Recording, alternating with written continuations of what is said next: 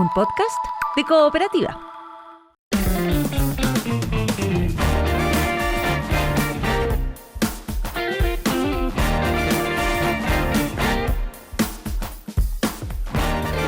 Lo decíamos recién, hoy comienza la Furia del Libro en la estación Mapocho. Hasta el domingo vamos a conversar con José Manuel Bulnes, coordinador de la Furia del Libro. ¿Cómo estás, José Manuel? Buen día. Buen día, ¿cómo están ustedes? Muy bien, muy bien. Muchas gracias. Contemos y expliquémosle a la gente qué es lo que es la Furia del Libro, porque como suele ocurrir con los modelos exitosos como es ella, parte pequeñita, poco a poco va creciendo y a veces ya se transforman en unos eventos gigantescos como este que se va a hacer ahí en la estación Mapocho. Contémosle a la gente lo que es la Furia. Bueno, es un proyecto que nació el año 2009, principalmente compuesto por editores que empezaron a trabajar el libro como un artefacto también de, ¿no es cierto?, que estaba en la mano, ¿no es cierto?, de emprendedores creativos y no solamente como grandes empresas que usualmente, ¿no es cierto?, se dedicaban a la publicación. Y desde ese momento, en el 2009 hasta ahora, el 2026, la feria ha ido creciendo y tomando un vuelo que yo creo que, si bien nos sorprende, era algo que también podía ser esperable. Y lo digo porque a nosotros, tanto los chilenos como seres humanos en general, la lectura, leer historias es algo que nos interesa totalmente, y yo creo que la Furia del Libro es quizás el caso más representativo de por qué siguen existiendo eventos tan masivos y tan importantes como este, que se realizan ya dos. Ay, se nos cortó ahí la comunicación con José Manuel Bulnes, que es el coordinador de la Furia del Libro, que comienza hoy hasta el domingo, desde las 10:30 de la mañana hasta las 8 de la noche, en el Centro Cultural Mapocho, con entrada gratuita, que hay que, digamos, entrar a ticketplus.cl y ahí está el evento y se puede obtener, digamos, el ticket para poder entrar, pero es gratis. Claro. Y va a haber un montón, como decíamos, de escritores, escritoras de Latinoamérica, de Chile. Fíjate que hoy justamente va a contar con, así como la primera, una de las primeras figuras destacadas, una escritora mapuche, por ejemplo. O sea, hay muchas, digamos, figuras que tal vez son menos las típicas masivas, pero muy interesantes, y además que provienen de editoriales independientes, claro, no solamente de Chile y Argentina, de Chile y Latinoamérica también. Entonces, porque hay muchas figuras argentinas también, por eso lo decía, ¿no? Y va a haber actividades familiares, como El Dueño de la Luz, que es una propuesta de teatro de sombras, ahí muy, muy bonita. También música, también un encuentro de premio Nuevas Plumas, es decir, las nuevas miradas de la crónica de Chile, sí, y mucha música de hip hop, jazz, folclore, de todo un poco, como suelen ser estos eventos. Ahora sí, ya reconectamos con José Manuel Bulnes, que es el coordinador de la Furia del Libro. José Manuel, además de todas las actividades, yo lo decía a un comienzo, hay talleres y encuentros y charlas, y hay uno que se llama ¿Cuánto trabajo genera la creación de un libro? Y me pareció súper interesante, porque eso tal vez no sabemos qué es lo que hay detrás de la creación de un libro. Algunos dicen cada vez más fácil editar un libro, se editan demasiados libros en Chile y en el mundo. ¿Es así? ¿Cómo es ese proceso, José Manuel? Se cortó de nuevo. Bueno, ya. Estamos con problemas ahí para comunicarnos con José Manuel Bulnes, que es el coordinador de la Furia del Libro. Sí. Una de las cosas particulares que tiene, que algo de lo que alcanzamos a hablar ahí al principio, son los 17 años de historia que ya tiene la feria, y que, claro, como decíamos, a veces parten como eventos pequeños y después se transforman en unos infaltables en la agenda cultural de nuestro país, y esto permite además el acceso a obras que tienen muy buena calidad y que no necesariamente tienen la visibilidad que está justamente por esta abundancia que hay. Muchas veces están los autores, las autoras destacadas presentes, las editoriales traen además diversos géneros, literatura, ciencias y otras áreas del conocimiento. Eso es lo particular y que bueno, lo hace destacar por sobre otras ferias que están. Pues hay muchas ferias hoy por hoy, pero la Feria del Libro tiene ese sello que lo hace sumamente característico. Claro, además ese nombre que tiene, Furia del libro, me gusta, no es feria, es furia, en el buen sentido de la palabra, así con mucha energía. Estamos tratando de reconectar, ahora sí, por fin. A ver, José Manuel, si ahora nos resulta. Perdón, me llamaron. Sí. Está difícil el momento porque, bueno, la Furia acaba de abrir sus puertas de la estación Mapocho y comenzó a ingresar un gran flujo de gente que no lo alcancé a mostrar, pero son principalmente visitas escolares. Son alrededor de 10 colegios los que hasta ahora están entrando a la estación Mapocho a tener visitas guiadas por toda la feria. Ya. José Manuel, yo estaba preguntándote cuando te llamaron sobre este taller que se llama ¿Cuánto trabajo genera la creación de un libro? ¿Qué es lo que hay detrás de la creación de un libro? A ver si nos puede contar un poquito. Bueno, sí. Uno suele pensar que detrás de un libro solamente hay un autor, ¿no es cierto? Y quien publica esto, que a veces incluso no existe. A veces los autores se autopublican con sus propios medios, pero existe la verdad una cadena de trabajo súper importante y súper larga que yo creo que el común de la gente lo desconoce, porque sin duda es una industria que no está tan relacionado al quehacer cotidiano, no es algo que uno vea, ¿no es cierto?, cómo se trabaja. Y por eso es tan importante ponerlo en la programación, ¿no es cierto?, de este festival literario como parte central de las cosas que nosotros queremos transparentar y transmitir para fomentar un mayor conocimiento acerca de cuánta economía, tanto como en la gente que significa este ecosistema, pero también quiénes son, ¿no es cierto? Quiénes hacen parte de esta línea de trabajo, que son los autores, los traductores, hay correctores, están los editores, ¿no es cierto? Y bueno, ahí, por ejemplo, hoy día vemos el caso de la ilustración infantil, los libros dedicados, ¿no es cierto?, a las primeras infancias y a las juventudes, como libros que tienen también un gran componente ilustrado. Y yo creo que hoy día también la Furia del Libro trae mucho de libros que se componen de novela gráfica, libros de investigación con un muy bonito resultado en terminación de ilustradores, así que yo creo que ahí también hay un gran componente que hoy día está dando harto que hablar. Si el libro termina ahí de adorno, es más problema del que lee o que no lee que de quién hace todo el trabajo, ¿no? Sí, pues bueno, ahí hay una polémica, ¿no es cierto?, claro, en la contingencia acerca de cuánto genera el libro y por lo mismo yo creo que nos tomamos esto como una oportunidad para poder responder quizás a ciertos dichos y dejar de lado quizás malas interpretaciones acerca de realmente qué es lo que genera un libro a nivel de la economía. Oye, a mí me llamó la atención dentro de las actividades que tienen, y una que está programada por un ratito más, porque esta sí que comienza, creo que es de las primeras, de hecho, una que se llama Show de Chilenismos. Así es. Que está enfocada justamente, tú decías, van entrando muchos estudiantes, entiendo que está enfocada principalmente para ellos, pero ¿qué se van a agarrar ahí a garabato arriba del escenario? ¿De qué se trata el show de chilenismo? El show de chilenismo de Nicolás Bravo, ¿cierto? El viejo tuber. Así es. Yo creo que él lo que va a hacer, y yo aquí me pillaste con la pregunta, pero yo lo que entiendo que va a hacer es poder responder qué es un chilenismo, ¿cierto? Porque cuando uno habla de chilenismo tenemos esa idea como preconcebida de que son garabatos, de que a veces son como palabras más vulgares.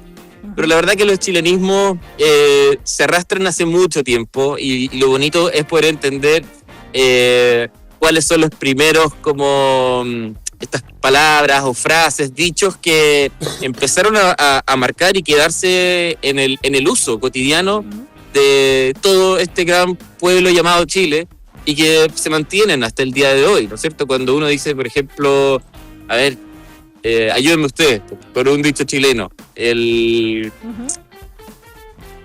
no sé, incluso yo pienso ahora en el bajón, claro, de hambre. Sí, obvio, el bajón. Sí. El bajón, que para los jóvenes es como muy usado. No, ese es un chilenismo que Y se conecta desde las lenguas originales hasta el coap, o sea, todo está metido, o las expresiones zoomórficas, pues, Claro. el carepato, todas Sí. esas cosas que son tan propias del habla chilena. Me siento, estoy como patelaucha. Claro, por ejemplo. Pastel. Peinando la muñeca. Por ejemplo. Peinando. Oye, José Manuel, digamos los datos básicos para que la gente pueda acceder, porque tengo entendido que es gratuito, pero que hay que sacar la invitación, digamos, a través de un sitio, de un link, ¿verdad?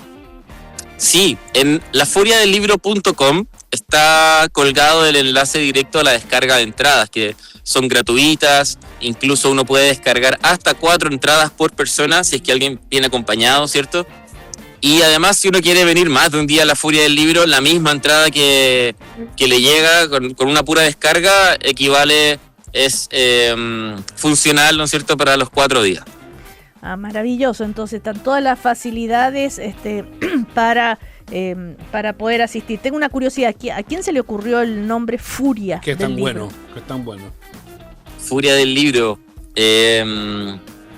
Mira, yo creo que a nuestro fundador y actual representante legal de la Furia del Libro, Galo Quigliotu, yo creo que fue uno de los ideadores de este nombre, pero habría que corroborarlo. Yo creo que quizás en alguna junta con sus colegas en ese momento Ya. Pero debe haber salido algo, Pero un guiñito a la feria del libro, pues eso tiene que Claro. ver con eso. por supuesto. Sí. Por supuesto. Bueno, José Manuel Bulnes, coordinador de la Furia del Libro, muchas gracias por contarnos un poco los detalles de esta invitación a la Furia del Libro, que ya comenzó, ya abrió sus puertas en la estación Mapocho hace un ratito atrás, y es hasta el domingo desde las 10:30 de la mañana hasta las 8 de la noche. Muchísimas gracias, que estés muy bien, José Manuel, y que les vaya muy bien en esta edición de la Furia del Libro. Gracias, saludos a ustedes. Nos vemos acá. Ok, Suerte, éxito. Chao. Chao, chao. Estás escuchando el podcast de Una Nueva Mañana, una presentación de cooperativapodcast.cl. Ese es el tema que vamos a conversar ahora a propósito del Día del Patrimonio este fin de semana. Claudio Vergara nos va a hablar justamente sobre los artistas que podemos considerar patrimonio de nuestra música. Algo grande están haciendo en la década de los 80. Ya se siente la Y mira lo que estamos escuchando ya, la voz de los 80, Los Prisioneros. Claudio Vergara, ¿cómo te va? Buen día. Buen día, ¿qué tal? ¿Cómo están por allá? ¿Cómo va todo? Muy bien, acá estamos escuchando a nuestros auditores, auditoras que nos están, que están opinando, nombres clásicos, íconos, pero también figuras que tal vez a veces se nos olvida recordar, como Jorge Yáñez, decía un auditor. ¿verdad? O escuchabas recién a nuestra auditora hablando de Nano Stern, de Alex Zambanter. Yo aportaba temprano, Molda Ferte. Por supuesto. ¿Ya?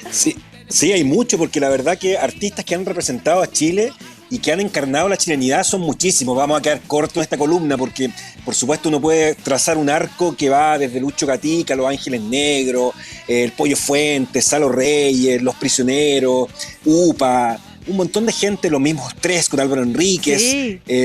que uno puede sacar al baile, porque son muchos artistas que no solamente son chilenos, sino que han hablado de Chile en distintas épocas, han encarnado la chilenidad de distintas épocas, ya sea en una época más pretérita, en épocas más recientes, en épocas más convulsas desde lo político, como el caso de Los Prisioneros, en épocas actuales, como el caso de lo que mencionaba la auditora con Nano Stern, Pedro Piedra, los propios 31 minutos.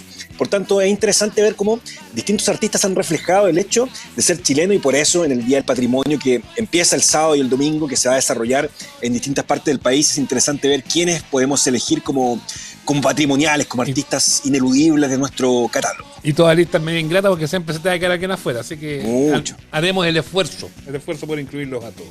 Claro. Sí, Partamos muchísimo. con la primera de la lista que pone. No necesariamente es que sea la 1, sino que aquí tú pusiste un listado nomás, Claudio, ¿no? No un podio ni un ranking, ¿no?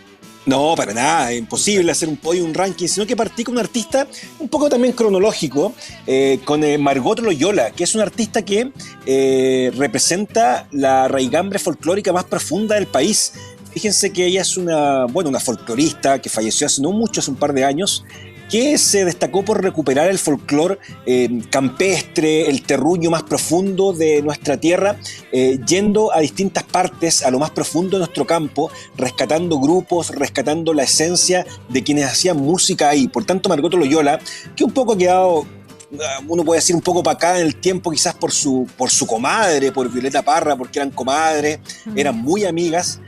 Margot Loyola quizás ha quedado un peldaño un poquitín más abajo en la historia por distintos factores, pero es un artista esencial a la hora de calibrar la música chilena como un rescate de lo más profundo de nuestro campo, de lo más profundo de nuestra tierra, de lo más profundo que tenemos en la música más vernácula. Y ella fue descubierta por el director de la Universidad de Chile en su tiempo, por Juan Pablo Hernández, hacia fines de los años 40, bailando cueca en la propia Universidad de Chile, en algo tan chileno como bailar cueca, que probablemente no mucha gente sabe bailar cueca, pero Margot Loyola lo sabía y lo hacía hasta muy avanzada edad, también lo hizo. Ella bailaba cueca, el rector de la Universidad de Chile la descubre y le dice: usted tiene la pinta y tiene el estilo y tiene la onda para hacer cursos intensivos de música chilena en la Universidad de Chile. Y la hizo liderar una serie de cursos que se extendieron durante 20 años, donde Margot Loyola descubría nuevos talentos. Y ahí descubrió a grupos como Cuncumén, como Millaray, como grandes ballets folclóricos también de esa época, que después dieron mucho que hablar, grupos de donde apareció Víctor Jara, por ejemplo. Por tanto, es una mentora del folclore súper importante que merece un nombramiento como tal en nuestro cancionero. Y si hablamos de Margot Loyola y ya la nombraste tú, por favor, Violeta Parra. En un carro de olvido antes de la clara. Ahí está. Ay, esta canción sí. Me da una pena, la encuentro tan bella. El run, run. Sí, tristemente bella es. Como mucho de la música chilena, fíjense que la música chilena tiene ese acento de ser muy melancólica, muy evocativa, pero también tiene una belleza como tal, finalmente. Y Violeta Parra encarna como nadie precisamente lo trágico, lo complejo de la vida, pero a su vez lo bello de vivir gracias a la vida, que es su mayor himno. No elegimos ese, sino que elegimos Run Run se fue para el norte, que es una canción también muy chilena, porque es una canción que habla de una ruptura amorosa. Violeta Parra estaba profundamente enamorada de un antropólogo suizo, de un clarinetista suizo que es Gilbert Fabre, que es alguien importantísimo en la biografía de Violeta Parra, pero él decide irse hacia el norte, irse hacia Bolivia, emprender un camino propio, y Violeta Parra, por supuesto, queda muy destrozada, queda con una pena de amor muy grande y le dedica gran parte de sus últimas composiciones del último tramo de su carrera, y entre ellas Run Run se fue para el norte. ¿Y por qué digo que es tan chileno? Porque finalmente transforma el paisaje chileno en una pena, en una canción.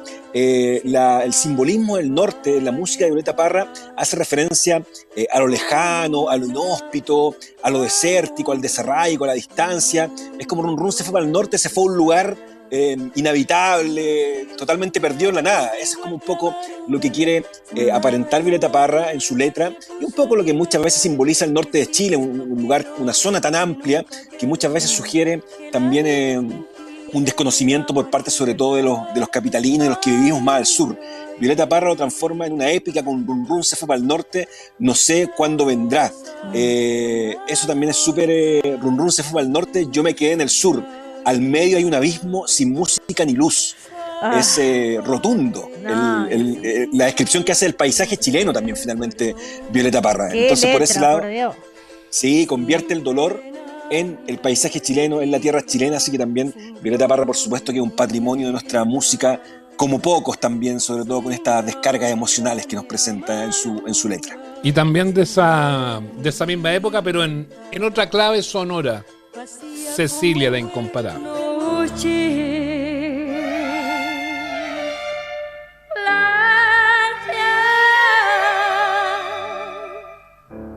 Risas, penas,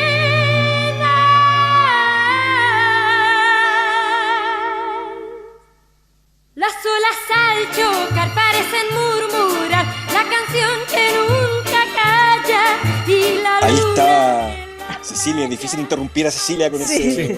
¿Dónde paramos? Claro. ¿Dónde me meto a hablar? Claro. Encima de ella? Sí, pero Cecilia, yo creo que Cecilia, junto con Violeta Parra, son las mujeres de la música chilena y probablemente las artistas en general más rupturistas en el inicio de la música chilena, en el Big Bang de la música popular chilena. Son las artistas que de alguna manera generan un quiebre, mucho más que artistas hombres, que eran muy distintos, que eran probablemente más sometidos a ciertas reglas que tenían que ver con vestirse, con hablar de cierta forma. Hablo en general de la nueva ola, pero Violeta Parra y Cecilia eran totalmente distintas, eran mujeres con un carácter y con una capacidad de romper esquemas que la hizo totalmente únicas, y la hizo chilenas también. Recuerdan que cuando Cecilia gana el Festival de Viña en el año 65 con una canción que se llama Como una ola, de María Angélica Ramírez, a ella le dicen, cuando salga a cantar la canción ganadora, no hagas el beso de taquito, no salgas con los pies descalzos, trata de cantar lo más elegantemente posible. Y por supuesto Cecilia hace todo lo contrario, hace el beso de taquito, No hizo caso en nada. Con los no hizo caso en nada finalmente, claro. sale con los pies descalzos, desafía al público. El público le empieza a pifiar. Ya el año 65 Viña era un caldo de incertidumbre, era como que qué podía pasar en este festival. El público le empieza a pifiar, empieza como a enojarse con Cecilia porque tiene actitudes que no son muy condescendientes con la época, donde una mujer tenía que ser una señorita. Entonces, por tanto, Cecilia desafía aquello y la gente la empieza a pifiar, la gente empieza a enojarse, el monstruo empieza a actuar, y es probablemente una de las primeras veces con Cecilia que el Festival de Viña actúa como esta especie de volcán en erupción que nos hemos ido acostumbrando con el paso de los años a que sea algo más o menos recurrente. Pero Cecilia es la primera que genera esta interacción bastante ruda con el monstruo, con esta manera de actuar, con esta manera de presentarse. Y después, por supuesto, Cecilia fue un fenómeno único en la música chilena, que tiene que ver con su manera de cantar, su manera de enfrentar la vida también, el rescate que se hace en los años 90 de su figura. Así que, por tanto, Cecilia merece también un lugar en este Olimpo que estamos repasando. Sigamos, nos vamos también atrás con este grande que era famosísimo en todas partes, Lucho Gatica. No existe un momento del día en que pueda apartarte de mí. ¿Le pasa algo con Lucho Gatica, Claudio Vergara? A ver, ¿qué le pasa? Cuando se mencionan este tipo de circunstancias y situaciones, siento que por una razón que yo no conozco ni que logro entender por qué, habitualmente lo dejamos un poquito afuera. Yo creo que ¿sabes por qué pasa eso? Me parece que es porque él hizo una carrera a nivel internacional muy fuerte, donde se le asocia mucho con México, con Cuba también, que es una de las cunas del bolero, y donde Lucho Gatica pasó gran parte de su vida en un mercado como México. Hizo películas, tuvo familia en México. Por tanto, me parece que desde muy temprano Lucho Gatica se le empezó a asociar con otra clase de mercados, con otra clase de género. Él, cuando empieza a hacer bolero en los años 60, en Chile estaba más de moda la nueva ola, el rock and roll, los Beatles, otro tipo de expresiones. Y Lucho Gatica sí fue de alguna manera un poco mirado quizás con cierta distancia y reconocido después con el paso del tiempo en reconocimientos que algunos fueron muy buenos, otros fueron bastante torpes, como uno que se hizo en el Festival de Viña en el año 2002. Sí, donde con Antonio Prieto hicieron playback, la gente respondía a cualquier cosa, fue muy caótico y fue muy poco justo finalmente. Con el Martín tenía un violín que iba a la pelotera. Sí, fue terrible, fue muy vergonzoso, sí. Pero Lucho Gatica, claro, tiene una carrera que también lo hace ser muy chileno. Él nace en Rancagua, él se titula como mecánico dental, o sea, él aspiraba a ser mecánico dental y no aspiraba a ser estrella del bolero, pero empieza a cantar con su hermano Arturo Gatica, empieza a recorrer radios y lo descubre Raúl Matas. A propósito de patrimonio, también Raúl Matas, otro personaje consular de nuestra historia del espectáculo en Chile, lo descubre y Raúl Matas lo bautiza como Lucho Gatica. No lo presenta como Luis Gatica en su programa de radio, en Radio Minería, sino que lo presenta como Lucho Gatica, y ahí queda bautizado para siempre con el apodo que fue conocido en el resto del mundo. Después Lucho Gatica empieza a hacerse muy conocido en México y ahí probablemente empieza a tener una carrera que lo aleja un poquito de Chile, pero tanto llegó su fama, la fama de Lucho Gatica, que que lo hemos contado también en el programa, hay una célebre foto con Elvis Presley, donde Lucho Gatica aparece conversando como si estuvieran tirando la talla, como si nada, la verdad, con Elvis Presley, a fines de los años 50, plena etapa de fama, por lo demás de Elvis.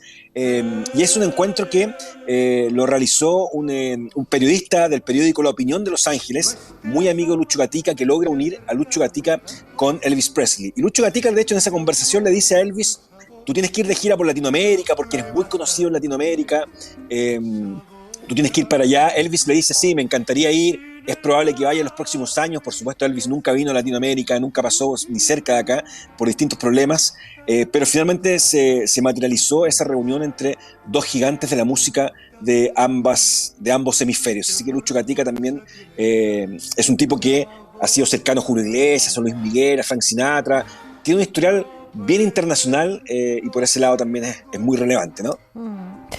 Sigamos, avancemos, vamos ahora con Los Jaivas. Hace mucho tiempo que yo vivo preguntándome. Patrimonio chileno total, Los Jaivas. Indiscutido, ¿no? Indiscutido, total. Nadie podría decir Totalmente. nada. Nada. ¿Qué vamos a decir de los Jaivas? Sí. Totalmente indiscutible el patrimonio chileno, porque los Jaivas es increíble, porque los Jaivas siguen representando tanto a la gente los sigue queriendo tanto, que a uno le da temor cuando a lo mejor los Jaivas ya no estén, cuando los Jaivas sean parte de una institución más histórica. Es difícil pensar en alguien que pueda ocupar ese puesto. Probablemente nadie lo va a ocupar, porque los Jaivas son una institución y una entidad por sí sola, y básicamente los Jaivas hicieron algo que suena muy simple, pero es tremendamente complejo, que fue chilenizar un poco el rock, hacerlo mucho más cercano. El rock, que era una variante tan intensa en los años 60, el rock hippie, el rock de guitarra, de alguna forma lo hacen muy chileno, mezclándolo con el folclore, con la música latinoamericana, con distintas instrumentaciones de la música andina también, que eso hace que los Jaivas sean tremendamente queridos y la cercanía con la gente. Pero es una banda también que formada por hermanos, formada por amigos también. Recuerden el inicio de los Jaivas se conocen, Mario Mutis y Gabriel Parra, fundadores de los Jaivas, se conocen en marzo del año 57 en el Liceo Guillermo Rivera de Viña del Mar, cuando se agarran a combo.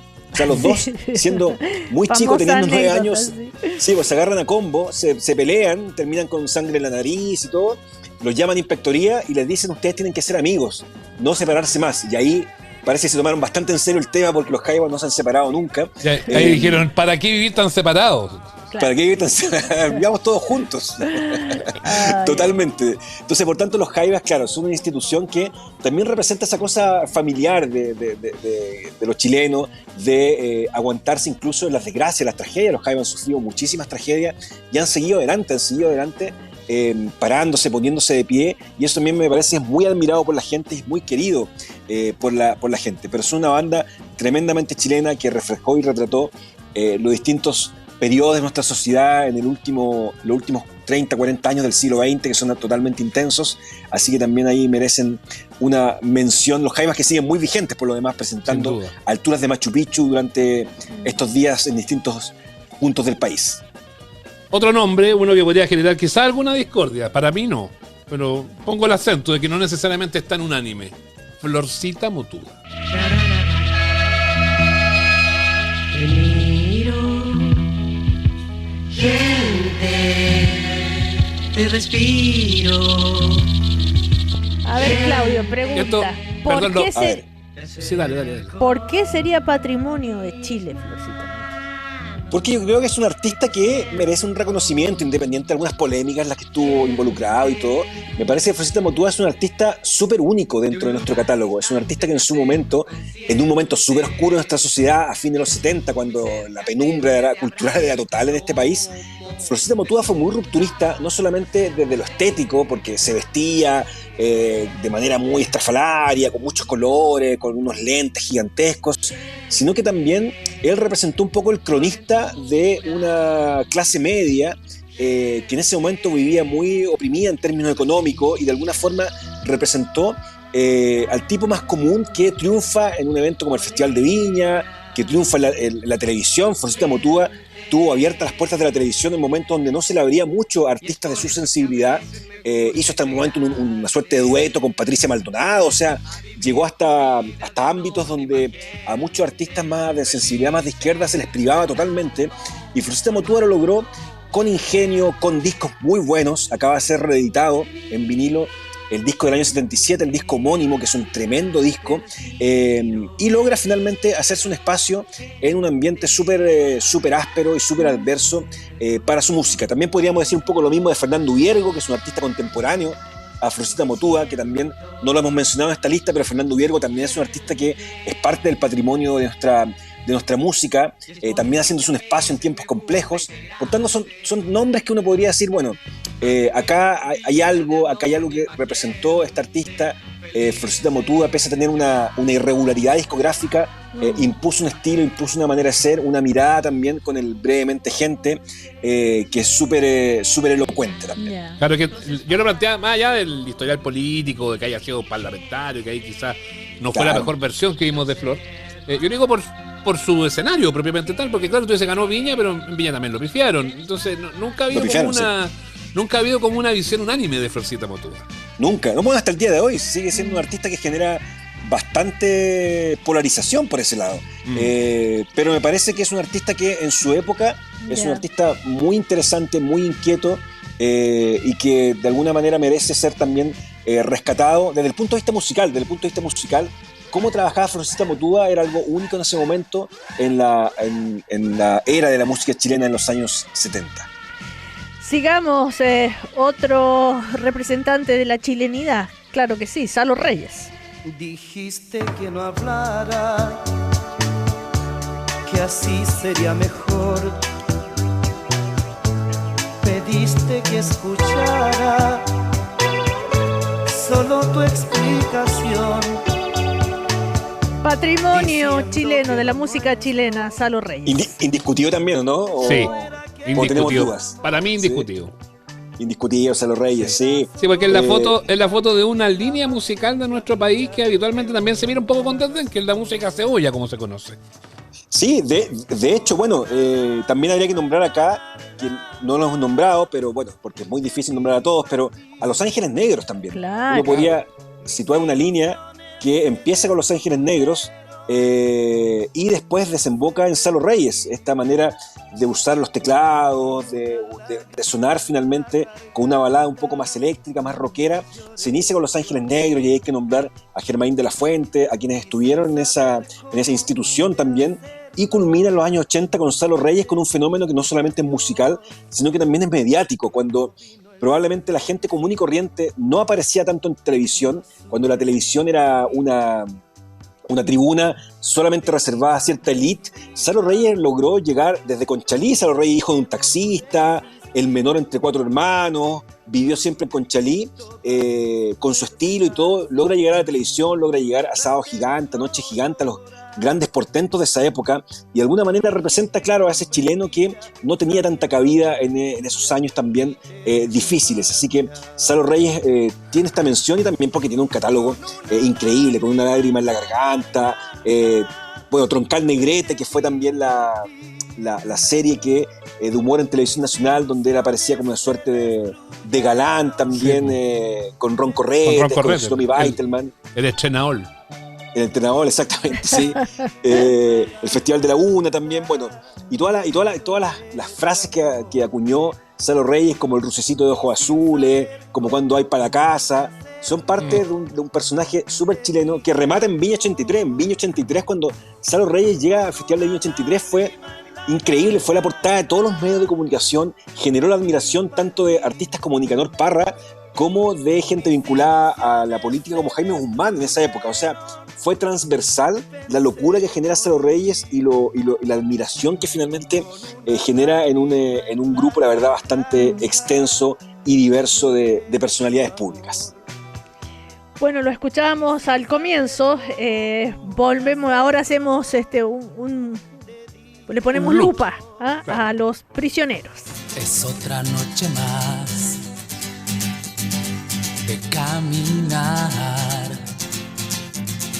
es otro fin de mes sin novedad. El baile de los que sobran, que es una canción también tan propia nuestra y tiene una inspiración también que es súper chilena, porque Jorge González se inspira para escribir El baile de los que sobran a través de un compañero de colegio. Cuando abandonan el hoy liceo Andrés Bello en San Miguel, Jorge González, un año después de ya no ser estudiante de ese liceo, se encuentra en el metro con un antiguo compañero de colegio y él le dice: ¿sabes qué? Estoy sin trabajo, estoy cesante, estoy buscando una oportunidad, no encuentro nada, no encuentro ninguna opción, me gradué del colegio y estoy totalmente a la deriva. Y Jorge González ahí siente que esa situación de ese compañero, ese difícil tránsito al mundo laboral, del compañero que tenía apellido Pérez, por lo demás muy, muy chileno, finalmente tiene que hacerse canción y se inspira para realizar, componer, escribir y ejecutar El baile de los que sobran, que es un temazo que ha recorrido Latinoamérica. Es un tema que finalmente ha estado en todas partes de Latinoamérica como símbolo de injusticia social, de diferencias sociales. Es finalmente un gran tema de Jorge González, inspirado en un anónimo que puede ser cualquiera de los compañeros con los que uno tuvo alguna relación quizás en algún momento de nuestras vidas. Así que por ese lado, y de Jorge cualquier sociedad, cualquier sociedad. Juventud en cualquier país. Exactamente, sí, eso es lo interesante, que finalmente casos chilenos tan propios como Los Prisioneros finalmente terminan siendo universales. Claro. Eso es súper interesante, cómo terminan reflejando toda una sociedad y terminan marcando también a otros países como Perú, Colombia, donde se escucha mucho todavía a los prisioneros. Ahora, yo lo conozco poco, pero no de nombre, sino que nunca le he dedicado mucho a escucharlo. Mi hija los ama. Chancho en Piedra. Un señor multirricachón disfrazó su fortuna, se largó para presenciar la vida en la basura. No le gustó la miseria ni la necesidad de la gente, transformándolo en demente, regalando. Me acordé del video de multirricachón con Tito Noguera. Tito Noguera, sí. Sí, porque Chancho en Piedra podríamos haber elegido tanto otro, a Los Tres, a Lucibel, a Los Bunkers, al Macha, tantos otros que podríamos haber elegido de una época parecida, pero Chancho en Piedra es un grupo que era tan chileno que incluso le costó ser entendido en mercados como México. En mercados como México no entendían mucho ni el nombre, ni lo que cantaban, ni las referencias que hacían. Fue de alguna manera una kriptonita el ser tan propios de este país a la hora de internacionalizarse. Sí, entonces eso fue, Chancho en Piedra hizo una apuesta por un funk, por una música negra que no había tanto en Chile, la hizo propia, la transformó en algo también propio del país y finalmente hizo una fórmula también que es única, así como hablábamos de Florcita Motúa como un artista único. Chancho en Piedra también tiene características de ser irrepetibles y ser un grupo que congrega mucha gente, que genera mucha lealtad, que genera una empatía también súper fuerte. Así que Chancho en Piedra, dentro de muchos otros que podrían haber estado, también merece un nombre dentro de la chilenidad propia de los años 90. Candelabro, veamos. Aquí ponemos un punto, un matiz, porque creo yo que Candelabro le falta todavía una caja de resonancia más grande, pero de que irrumpió con gran fuerza, lo hizo. Escuchemos un poco Candelabro.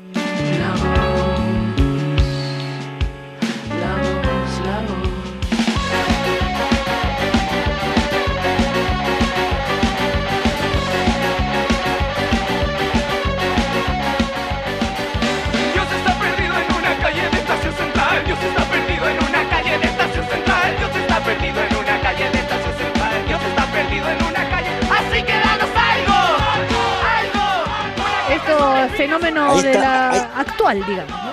Sí, elegí un patrimonio para mirar a futuro, así lo podríamos bautizar, como un patrimonio para los próximos años quizás de la música chilena. Sí, algo así para también poder aspirar a futuro. También podríamos haber mencionado a Kid Voodoo, a artistas que en este momento están dando que hablar y son artistas que también están representando de cada uno de sus casilleros una muestra de chilenidad. Y Candelabro es un grupo que, muy jóvenes ellos, recuperan el legado de fulano, de los Jaivas, de Congreso. ¿Sabes quién me hace acordar? A Mauricio Redolé. Ah, también. Mira, buen punto, Cecilia. Muy buen punto.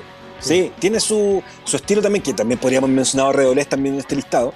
Pero también tiene esa manera de cantar Candelabro que es muy chilena, que habla de Estación Central, por ejemplo, de los Guetos Verticales, de un montón de referencias y con una música que es bastante elaborada, que recuerda mucho lo que hacía fulano en los años 80, que recuerda mucho esa música con presencia de vientos, con una presencia bien exuberante del instrumental. Y yo los vi hace una semana en la Cúpula, en el Teatro La Cúpula y el Parque O'Higgins, y realmente fue apoteósico. O sea, la gente, por supuesto, muy adolescente, más joven, se sabía todos los temas, los coreaba todos, y eso da pie a que Candelabro el próximo 8 de diciembre haga un teatro caupolicán. Crecieron a un teatro caupolicán de manera súper efervescente. Ellos han crecido de manera bien fulminante y han ido marcando ciertas etapas que a veces los músicos chilenos se demoran un poco más. Ellos lo han hecho de manera mucho más rápida y van a hacer un teatro caupolicán demostrando que son hoy la banda del momento en Chile. Claro, y como decía Sebastián, hay un cheque a fecha dentro de un posible patrimonio a lo mejor en las próximas décadas, en los próximos años, quién sabe.